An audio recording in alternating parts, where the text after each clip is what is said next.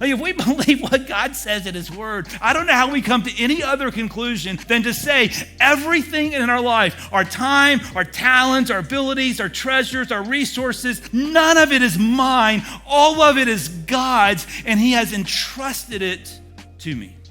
And so I come back to that first question. Do we believe that God owns it all? Some of you who've been around church for a while, you might have heard this story as the parable of the talents. In fact, some of you may be reading an English version of the Bible in front of you that has talents, and you think talents and bag of gold, those seem like very different things. We hear the word talents, and we think like a skill or an ability, like I can sing or I can juggle. I can't do either of those things. But like that's what we think when, any jugglers? Anybody? They were like, okay, good. There were some more jugglers in the 9 o'clock service. I don't know what that means. Analyze that, somebody. There are jugglers that show up early. Anyway, we think a talent, and it is the ability to do something. The word talent here in the Bible is actually not a skill. It's not the word talent like we think about it. Talent in the, just ripped that off my face just about. Talent in the ancient world was a measurement of usually money. It was measured as a bag of gold or a bag of silver. And there's some uncertainty about the exact dollar amount or the value of what a talent was. The general consensus is that a bag of gold was equal to 20 years of a day wage. So if you were a day laborer, as most people were in the ancient world, you worked for a day, you made X number of their currency. 20 years of that, so essentially 20 years of a salary, was 1 talent. So think about 5 talents, 100 years of your earnings. 2 talents, 40 years of your earnings. 1 talent, 20 years.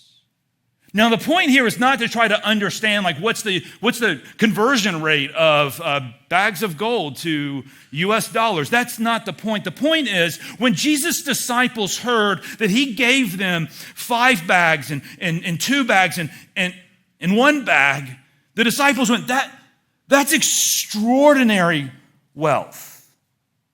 The disciples would have gone like, that master had a lot of money, and he entrusted a lot of money to these 3 servants. But here's what I find interesting about this story. The master gives them no instructions. He doesn't tell them what to do. What we're told in Matthew 25 is that the master entrusted his wealth to them. Now, at the end of the story, we read it already, he is going to commend them or condemn them based on what they did, but he left them no instructions. He just says what? He entrusts his wealth to them. And I think it just should be assumed that the servants knew that when the master entrusts his wealth to the servants should treat the wealth the way the master would. You got the master's resources, do the thing with those resources that the master would want done. It's just an assumption.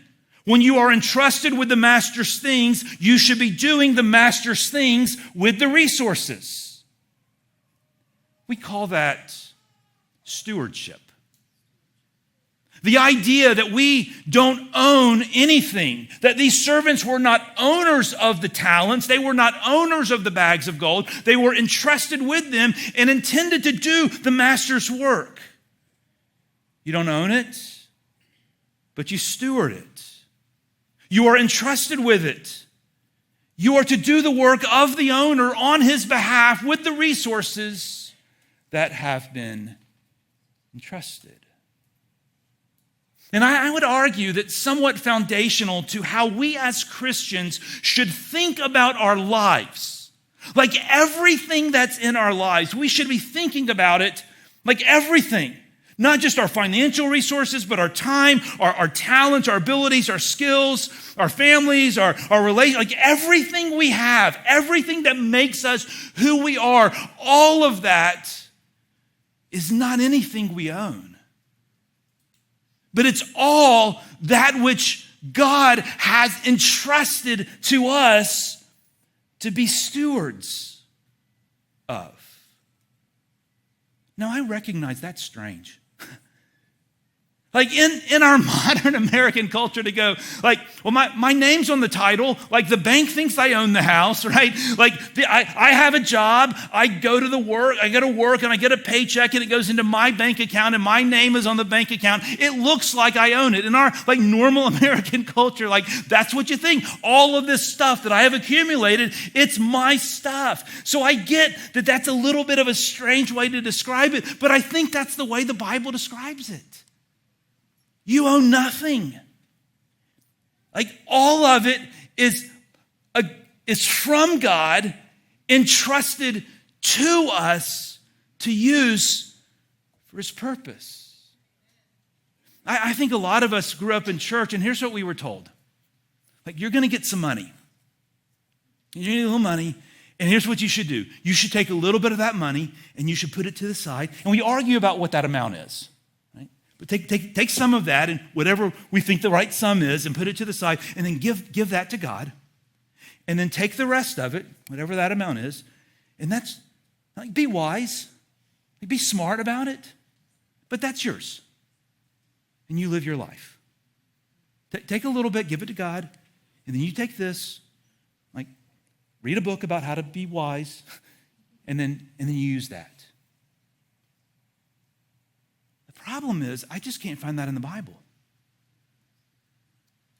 Like, I don't think that's the message of Scripture. In fact, when I read the Bible, what I see over and over again is God is the owner of it all, and we are mere stewards of it. I'll give you a couple of examples. Deuteronomy chapter 10, to the Lord your God belong the heavens, the earth, and everything in it. 1 Chronicles chapter 12, everything in heaven and on earth is yours. Job 41, everything under heaven belongs to me. Psalm 24, the earth is the Lord's and everything in it. Haggai chapter 2, the silver is mine, the gold is mine, declares the Lord. 1 Corinthians chapter 6, you are not your own. You were bought with a price.